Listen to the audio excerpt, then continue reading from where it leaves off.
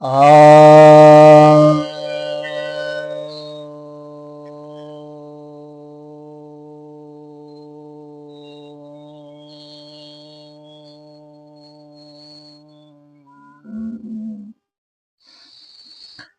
सभी भक्तजनों को सप्रेम नमन। तो आज मैं आपके समक्ष आपकी जिज्ञासा का समाधान लेकर आया हूँ। एक जिज्ञासा यह आई है कि पानी में मंत्र फूंक कर अभिमंत्रित कर दे देते हैं, इसका क्या असर होता है? होता है तो कैसे होता है?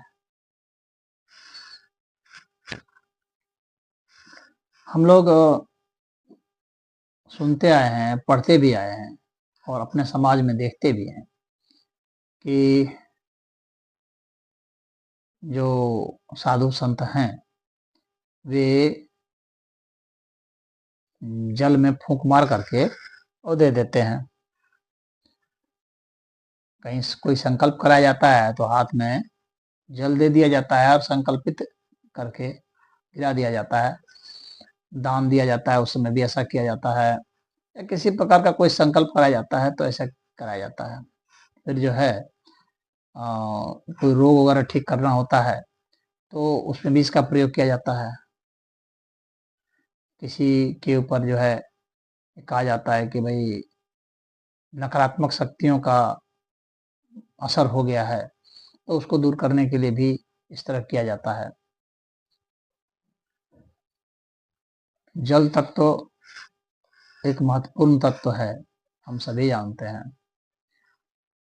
हम लोग के शरीर में 90% जल है, तो जाहिर सी बात है कि जल का बहुत बड़ा रोल है।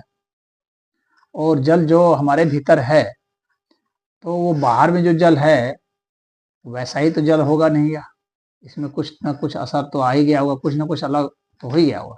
जब हमारे शरीर में प्रवेश हो गया तो हमारे शरीर के जो अणु परमाणु हैं वे भी उसमें प्रभाव डालेंगे, हमारे विचार हमारे भाव प्रभाव डालेंगे। जब हमारा माथा गर्म होगा तो शरीर में जो जल है उसमें भी तो कुछ गर्मी आएगी ही। तो हमारे जो शुभ कर्म होंगे तो वो शुभता तो उसमें भी आएगी, जो हमारे शरीर में तत्व है। जो अशुभता है उसमें भी आएगा। शरीर में रोग हो गया तो देखिए आप, डॉक्टर लोग जो है पेशाब का टेस्ट कराते हैं, मल मूत्र का टेस्ट कराते हैं, कफ का टेस्ट कराते हैं, तो खून का टेस्ट कराते हैं। क्यों कराते हैं? भाई कुछ भी रोग हो गया तो उसके रोग के लक्षण उसमें भी प्रकट हो जाते हैं। शरीर में वो है, शरीर से बाहर निकल रहा है तो उसमें कुछ ना कुछ उसका असर रहेगा ही रहेगा, कुछ लक्षण रहेंगे ही रहेंगे। तो स्वास्थ्य के भी लक्षण रहेंगे, रोग के भी लक्षण रहेंगे। तो उनको देख करके, उनको समझ करके भी पता लगाया जा सकता है कि यह जो है कितना शुभ है, कितना अशुभ है, कितना स्वस्थ है, कितना रोगी है। हमारी जो जो कुछ भी हमारे शरीर से बाहर आ रहा है, जैसे सांस बाहर आ रही है तो सांस से भी पता लगा सकते हैं। सांस रोग होगा तो सांस दूसरे ढंग की आएगी। वाणी में असर हो जाएगा, वाणी जो निकलती है। अब एक स्वस्थ व्यक्ति जो बोलता है और एक रोगी जो बोलेगा, दोनों में असर आ जाएगा, अंतर आ जाएगा। तो एक शुभ लक्षण से जब किसी के ऊपर दृष्टिपात होगा तो अलग असर आएगा, और अशुभ दृष्टि जब पड़ेगी, बुरे इरादे पड़ेंगे तो अलग आएगा। अब बच्चे को आंख फाड़ फाड़ करके देखेंगे, गुस्सा होगा तो बच्चा ऐसे ही डर जाता है, क्योंकि वो आपकी भावना को समझ जाता है, तो उसका असर तो उस पर आ जा रहा है। तो असर तो आएगा, आपके स्पर्श का असर आएगा, आपकी गंध का असर आएगा, हर चीज का असर आएगा। तो पानी का भी असर आएगा। जो पानी हमारे शरीर से बाहर निकल रहा है पेशाब के रूप में, पसीना के रूप में, उसमें भी आएगा। पसीना भी जो निकलता है तो उसमें जो स्वस्थ पसीना की खुशबू अलग होगी, और जो व्यक्ति रोगी हो गया उसका जो पसीना है उसकी गंध अलग होगी, उसका कॉन्स्टिट्यूएंट अलग हो जाएगा। तो अब जो हम बोलते हैं या जो सोचते हैं उसका सिर्फ हमारे शरीर के भीतर में है, उन्हीं के पर असर नहीं होता है, बाहर भी असर होता है।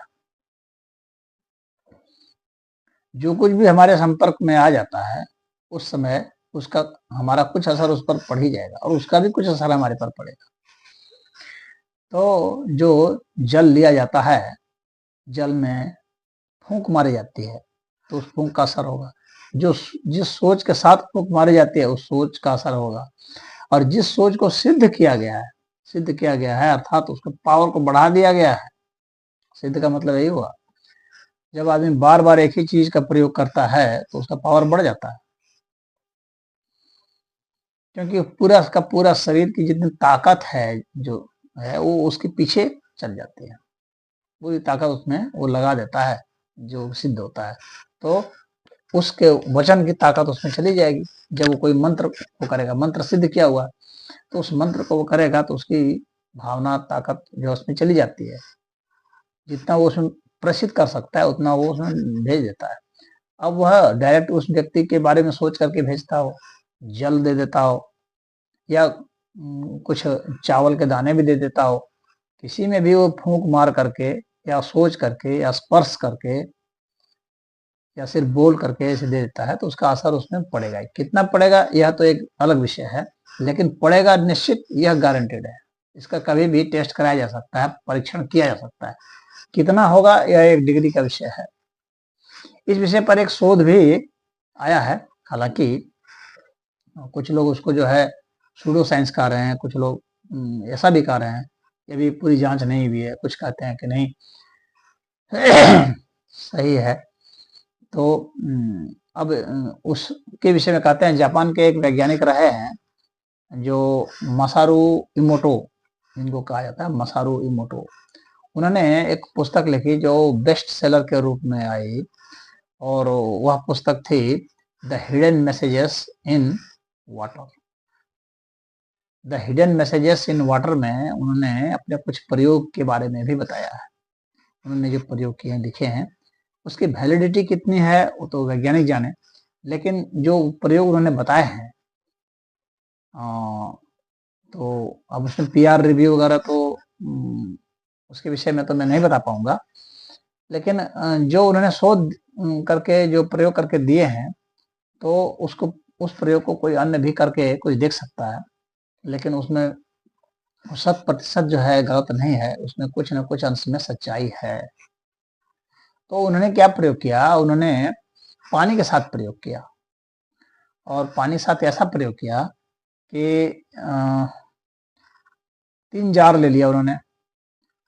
3 जार में, एक जार में, तीनों जार में बराबर बराबर चावल भर दिया, एक ही क्वालिटी का चावल, और उसको फर्मेंटेशन के लिए डाल दिया, उसमें पानी भर दिया और एक ही कंडीशन में रख दिया तीनों जारों को। और एक जार के पास जाकर उसकी तारीफ करना, प्रशंसा करना, अपने सदविचार डालना उसके समक्ष जाकर के, और दूसरे के समक्ष जाकर कुछ नहीं बोलना, बस चुपचाप खड़े हो जाना। तीसरे के पास जा करके नकारात्मक बात बोलना, गालियां देना, उसको कोसना, इस तरह से उन्होंने किया। और ऐसा उन्होंने 1 महीने तक किया, और प्रतिदिन करते थे 1-1 घंटे के करीब। तो जब प्रतिदिन ऐसा करते थे, 1 महीने तक उन्होंने ऐसा किया, तो जब फर्मेंटेशन हुआ तो उसमें यह देखा गया कि जिसमें सकारात्मक उन्होंने बात कही थी, सोची थी, उसमें फर्मेंटेशन बहुत अच्छा हुआ, यानी उसमें आसव अच्छा बना। जो आसव बनाया जाता है तो वह आसव अच्छा बन गया, और जिसमें उन्होंने कुछ भी नहीं कहा था उसमें बहुत मध्यम कैटेगरी का बना, और जिसमें उन्होंने निंदा की थी जिसके समक्ष, जिस जार के समक्ष, तो उसमें बहुत कम बना। ऐसा उन्होंने दावा किया है, और उसके उन्होंने फोटोग्राफ और सब कुछ उसमें बताए हैं। उन्होंने एक और प्रयोग किया जिसमें कि उन्होंने सिर्फ पानी दिया और चावल वगैरह कुछ नहीं, सिर्फ पानी दिया और उनको फ्रीजिंग के लिए डाला। जब पानी फ्रीज होगा तो क्रिस्टल बनता है, तो 3 जार लिया, तीनों की फ्रीजिंग किया। तो फ्रीजिंग में उन्होंने यह लगातार एक जार के समक्ष सकारात्मक बात बोली, एक के समय चुप रहे, एक में नकारात्मक बात बोली। तो जिसमें सकारात्मक बात बोली उसके अच्छे क्रिस्टल जमे, व्हाइट क्रिस्टल जमे। जिसमें कुछ भी नहीं किया उसके येलो क्रिस्टल, थोड़ा सा येलो क्रिस्टल उसमें आया, और थोड़ा सा उतने बढ़िया से नहीं जमा, हल्का कुछ जमा। और जिसमें नकारात्मक बातें बोली उसमें थोड़ा सा ब्लैकिश टिंज उसका था, और वो तितर बितर था, अच्छा से नहीं जमा था। तो इस प्रयोग को भी उन्होंने 1 महीना तक किया था। तो इससे उन्होंने निष्कर्ष निकाला कि जो है पानी हम लोगों के भाषा को समझता है, हम लोग के संदेशों को समझता है, इसलिए उन्होंने कहा the hidden messages in water. तो अब जब कोई अभिमंत्रित करेगा तो हम लोग के जो संदेश हैं वो पानी में चले जाएंगे, पानी में चले जाएंगे और उससे जो है जो हमें दिशा निर्दिष्ट किया है, जिस उद्देश्य से हम लोगों ने उसमें अभिमंत्रित किया है, तो उसमें वो शक्ति आ जाएगी और उस पानी को पिलाया जाता है, मरीजों को पिलाया जाता है और वे ठीक भी होते हैं, ऐसा देखा गया। तो कुछ लोग मानते हैं अंधविश्वास है, लेकिन जहाँ सही होता गया है वह भी देखा गया है। तो वे सही कैसे हो रहे हैं इसका भी तो विश्लेषण करना ही पड़ेगा। अब जो ऋषि महर्षि रहे हैं उन्होंने सभी तत्वों को चेतन तत्व माना है और चैतन्यता जो है, हमारे जो भाव हैं, वो भाषा चाहे कोई भी हो, लेकिन हमारे जो भाव होते हैं वह अन्य प्राणियों में भी पहुंच जाते हैं। कुत्ते, बिल्ली, गाय, भैंस, सांप, कोई भी हो, हम लोग की भाषा को समझते भले ना हो, हम लोग की भावना को, उस भाषा के पीछे जो भावना है उसको समझ जाते हैं। ऐसा प्रयोगों द्वारा सिद्ध है। कुत्ते, बिल्ली, सब, चूहे, सब जहाँ समझते हैं हम लोग की भावना को। हम लोग उसे नुकसान पहुंचाना चाह रहे हैं, नुकसान नहीं पहुंचाना चाह रहे हैं, कोई मतलब नहीं रखना चाह रहे हैं कि उसके हित में हम लोग उसको लाभ पहुंचाना चाह रहे हैं, सब समझते हैं। तो भावनाओं को सभी प्राणी समझ रहे हैं, इसका मतलब भावनाएं प्रेषित हो रही हैं, तभी तो वो समझ रहे हैं, भावनाएं वहां तक जा रही हैं। तो वस्तुओं तक भी जाती हैं, प्राणियों तक भी जाती हैं। यहाँ पर उद्देश्य यही है बतलाने का, पूछने का कि जो इसका आधार क्या है। तो आधार तो यही है कि हमारी चेतना, हमारे भाव जो है उसमें प्रवाहित हो रहे हैं और भाव प्रवाहित हो रहे हैं तो उसका असर भी प्रवाहित हो रहा है और यह देखा गया है। तो जो सिद्ध लोग होते हैं वे शुभ भाव जो है उसमें प्रेषित करते हैं पानी में, या कोई भी जो प्रसाद आपको देते हैं, जो प्रसाद कहता है कि प्रसाद ले लो, प्रसाद ले लो, प्रसाद क्या होता है, उसमें भावना होती है पुजारी की, उसमें पुजारी की भावना होती है, उसमें प्रार्थना की भावना वहां होती है, उसमें ईश्वर की कृपा होती है, इसलिए उसको प्रसाद कहा जाता है, उसको दिया जाता है और उसके फल होते हैं, शुभ फल होते हैं, इसलिए दिया जाता है। इसलिए प्रसाद को कभी अपमानित नहीं करना चाहिए, प्रसाद से इनकार नहीं करना चाहिए, अन्यथा उसके दुष्प्रभाव भी होते हैं। प्रभाव होंगे तो दुष्प्रभाव भी होंगे, स्वीकार करने से प्रभाव होंगे, इनकार करने से दुष्प्रभाव होंगे। तो यह जो अभिमंत्रित किया जाता है पानी को, तो उसका असर बिल्कुल ही देखा जाता है।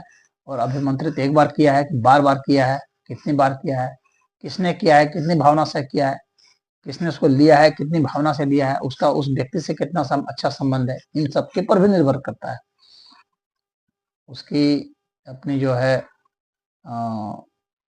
उसके साथ कैसी स्थिति में वह ले रहा है, कितनी श्रद्धा से ले रहा है और किस उद्देश्य से ले रहा है, और जो देने वाला है उससे उसके कितने अच्छे गहरे संबंध हैं, कितनी श्रद्धा भक्ति है, इन सब पर भी निर्भर करता है। और जिसने अभिमंत्रित किया है तो उसने मंत्र को कैसा सिद्ध किया है, कितना सिद्ध किया है और किस भावना से उसने दिया है, कितनी बार उसने प्रेषित किया है अपने विचारों को, ऐसा होता है। इसी तरह से आप देखेंगे रेखी चिकित्सा में भी होता है। रेखी चिकित्सा में भी तो आदमी अपनी भावना से ही ठीक करता है, तो इसके भी प्रयोग देखे गए हैं और सफल पाए गए, प्रभावित होते हुए देखे गए। तो इस तरह से कह सकते हैं कि पानी में जो मंत्र फूंकते हैं उसका असर निश्चित ही दिखता है। तो इसमें इतना ही। हरि ओम।